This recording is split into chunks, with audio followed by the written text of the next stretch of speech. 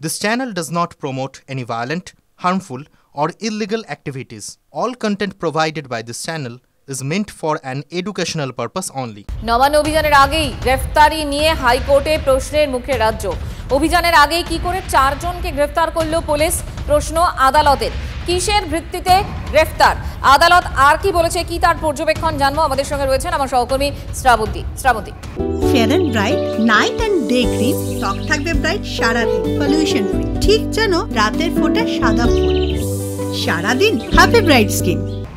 দেখো, হাওড়া পুলিশ গোলাবাড়ি থানা গ্রেফতার করে 4 জনকে। পরে হাইকোর্টে তাদেরকে আদৌ গ্রেফতার করা হয়েছে, আটক করা হয়েছে, কোথায় রাখা হয়েছে ইত্যাদি কোনো ধরনের তথ্য না পাওয়ার পরে এই 4 জনের পরিবারের পক্ষ থেকে যখন একজন মামলা করেন, তারপর পুলিশের পক্ষ থেকে জানানো হয় যে আদতে তাদেরকে গ্রেফতার করা হয়েছে। এই গোটা গ্রেফতারি প্রসেস নিয়ে আজকে প্রশ্ন তুলেছেন বিচারপতি রাজস্বী ভরদ্বাজ।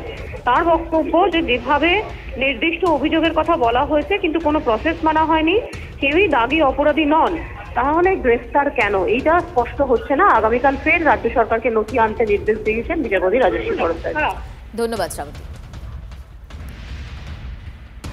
অন্যদিকে আরজিকর কাণ্ড নিয়ে উত্তাল গোটা রাজ্য, ধর্ণা আন্দোলন চলছে। তারই মধ্যে মুখ্যমন্ত্রীর ঘোষণা অনুযায়ী ধর্ষকের ফাঁসির আইন আনতে আজ থেকে বিধানসভায় শুরু 2 দিনের বিশেষ অধিবেশন। আজ অপরাজিতা উইমেন অ্যান্ড চাইল্ড বিলের খসড়া বন্টন বিধায়কদের মধ্যে।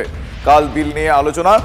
আজ অধিবেশন শুরুর আগে কার্য উপদেষ্টা কমিটির বৈঠক হবে।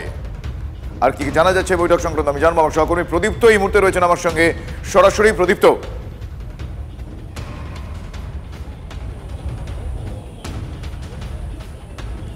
দেখো, যে বিল, সেই বিলকে নাম দেওয়া হয়েছে Aparajita woman and child West Bengal criminal laws amendment bill 2024। এই বিল আগামীকাল আসতে চলেছে এবং যে বিলটি আজকে বিধায়কদের মধ্যে সার্কুলেট করা হবে এবং বিশেষ অধিবেশনটা ডাকা হয়েছে এই ধর্ষণ বিরোধী যে আইন, সেই আইনকে আরও বেশি কঠোর করার জন্য ডাকা হয়েছে। এবং শুভজিৎ, তুমি যেমনটি বললে যে আর কিছুক্ষণের মধ্যে বিএ কমিটির বৈঠক রয়েছে এবং সেখানেই স্থির হবে যে কতক্ষণ আগামীকাল আলোচনা চলবে। এখনও পর্যন্ত যা খবর তাতে 2 ঘন্টার আলোচনা হওয়ার কথা রয়েছে এই বিলের ওপরে, যেখানে মুখ্যমন্ত্রী যেমনভাবে বক্তৃতা করবেন, বিরোধী দলনেতা তিনিও বক্তৃতা করবেন এবং আজকে শোক প্রস্তাবের যে বিষয়টি সেখানে শুধুমাত্র রাখা হচ্ছে প্রাক্তন মুখ্যমন্ত্রী বুদ্ধদেব ভট্টাচার্যের প্রয়াণের বিষয়টি, অন্তত এখনো পর্যন্ত তেমনটাই আমরা জানতে পারছি।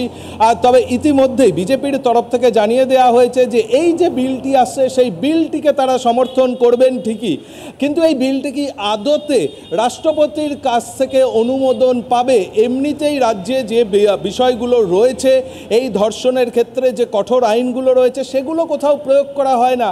ফলে সেই জায়গা থেকে বিজেপি যেমনভাবে বিলকে সমর্থন করলেও এই প্রশ্নগুলো সামনে নিয়ে আসবে। তার পাশাপাশি তৃণমূল কংগ্রেসের তরফ থেকে কথা বলা হবে যে গোটা দেশ জুড়ে যে পরিস্থিতি চলছে সেই জায়গা থেকে নারীদের সম্মানের জন্য এই বিল যথেষ্ট গুরুত্বপূর্ণ হতে চলেছে এবং বিএনএসএ ফাঁসির কোনো বিষয় রাখা হয়নি। একেবারে এই নয়া বিলে কি থাকছে সেই নিয়ে অবশ্যই দেখার, কিন্তু এই নয়া আইন নিয়ে কি বলছেন সংবিধান বিশেষজ্ঞ এবং অবসরপ্রাপ্ত বিচারপতিরা সেটা আপনাদের শোনাবো।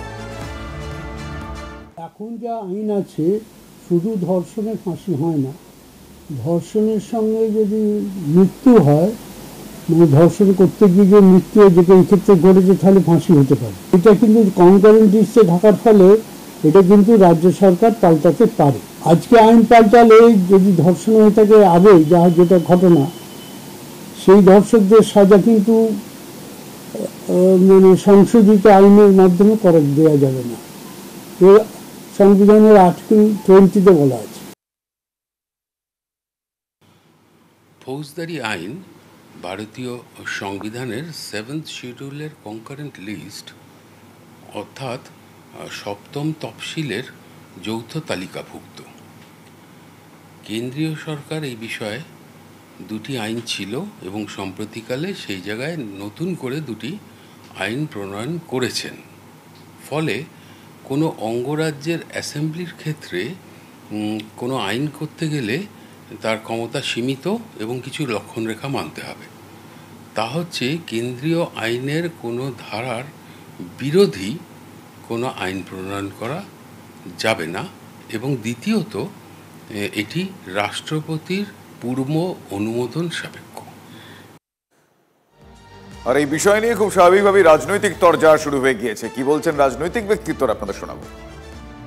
যদি আপনি বিলের বিরোধিতা করেন তাহলে পরে যারা যারা বিলের বিরোধিতা করবে তাহলে আমরা তখনও বুঝবো যে তারা তাদের রাজনীতির উপরে উঠতে পারেননি। রাজনৈতিক দল হতে পারে কিংবা তাকে যারা পরামর্শ দেন তাও যদি হয়, তাহলে কিন্তু আমরা মনে করি যে এটা কিন্তু সঠিক হবে না। তার দায়িত্বটা তাদেরই নিতে হবে।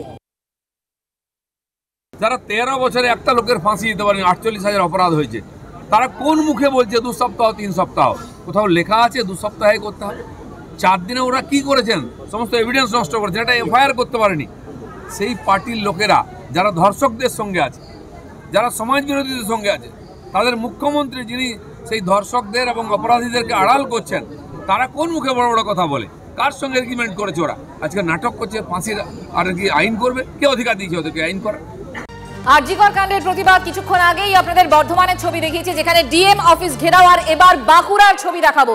একই সঙ্গে দুটো ছবি আপনাদেরকে দেখাচ্ছি। ডিএম অফিস ঘেরাও, বিজেপির ডিএম অফিস ঘেরাও কর্মসূচি।